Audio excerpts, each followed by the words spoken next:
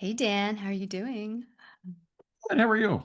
I'm doing good. I'm good. It's our last little episode of this series. We always like to do fun, different series, and we have been, if you haven't been with us, we've been talking about how being a coach and looking through the coach lens changes how we live outside, and specifically how when awareness changes everything, how does that look? And what's happening around us. And so I love what I'm about to talk about. By the way, everybody, Dan has no idea what I'm about to bring to this video, and I love it. He's always such a great sport. So I want to talk a little bit about there's a lot of people out here that are like this, nothing wrong with it, but have you ever noticed how some conversations never actually move? It's a different day.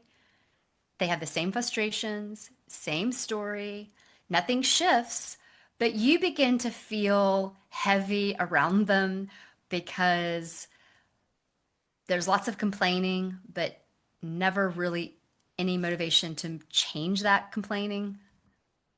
Mhm. When do you realize when a complaint has become a loop?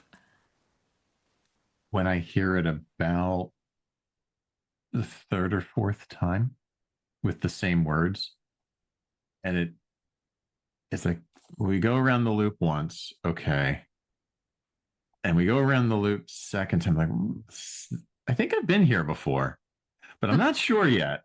Let me check again. Yeah, I see that territory. Yeah, that's when it becomes obvious because the same thing is being said over and over with some kind of a gap between. And then it Yeah, gets really heavy because it's like, come on, seriously, there's a boredom element that comes into it. There's a like really, really, we're here yeah, again. it's like as you said, the story hasn't changed, but the details do. And a lot of Mm-hmm. times this is tricky because these might be your friends or coworkers or people that you are interacting with regularly. And so it's not a coaching session. These are just everyday people in your life, but you see this consistency in their complaining and unhappiness, and of course things come up and happen, but they're not willing to move forward or see it differently, even in their own way. Yeah, and I think that's a big distinction to call out here as an extra level of awareness for us and for those watching. Like, sometimes, and I have noticed this for myself, that when I'm processing something and I'm walking in that circle, sometimes I'm walking that circle to see what I haven't seen yet. I am walking the same space, but I'm bringing a different intentionality, a different word to it. But if I'm walking it, saying the same things, feeling the same way, and grinding that rut into the ground so I can't get out of it, that's when I'm not serving myself or I'm not looking for the possible exits out of the circle. There's a very subtle difference between the two that we can become aware of. But when it's heavy and it's just the same shit, different conversation, Mhm. that's when it's time to just like we got to hit the brakes. I can't be part of this anymore. Yeah, and I think sometimes it can really be hard to see that. It's hard to recognize that. And I think that that's whereas coming from a coaching lens and having this different awareness, you hear when nothing new is being noticed. You know, you start to hear it, you notice repetition over the content. As Mhm.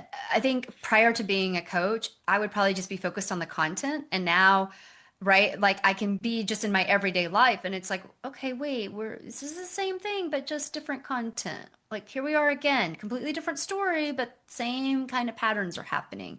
Really unhappy and, not complaining, just bah humbug, right? Yeah, it's like I've seen this movie before, and I kind of think I know where there's not a plot twist coming this time. Yeah, yeah, yeah, yeah. That it's a tricky one because it's hard for us to do anything about that, right? As a friend, or if we're not, if we're just there as a colleague or not really a coach, right? It's just in everyday life. And Mhm. I don't know about you, but I see it more. I actually see it more also with age groups as maybe people get older. there's this sort of rut that gets sort of happening, and then that becomes uh, noticeable. But I think if we're not careful, all of a sudden we can be surrounded by people that complain and never change.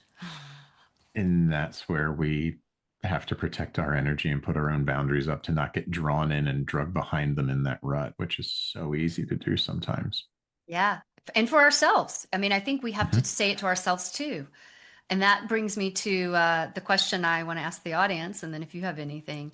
But we'd love to know, which story do you notice yourself telling the same way over and over? We'd love to hear it in the comments. And I know we're all guilty of this. Um, we read every comment. And yeah, go ahead, Dan. Yeah, and I'm going to steal a line from a coach colleague friend of mine, Carl Stewart in New York, given the shout out. He mentioned this line to me a few months ago when I was talking to him, particularly for someone who's in a challenge. Like, we're walking that rut, and we keep walking that rut. And his question to others is, "What's sexy about this to you?" Oh, I love that. So, high props, Carl. Thank you very much Thank for you, that one. Carl. Mic drop. So, yes, let's take Carl's question or mine, whichever. I like his better, but what's sexy about this rut we're walking in? Yep, yep. There's a reason for it. There's a reason for it. All right, All guys, right. we hope that you enjoyed this series and leave your comments. And if you like us, check out our newsletter, and we'll see you in the next series. Be well, everybody. Bye.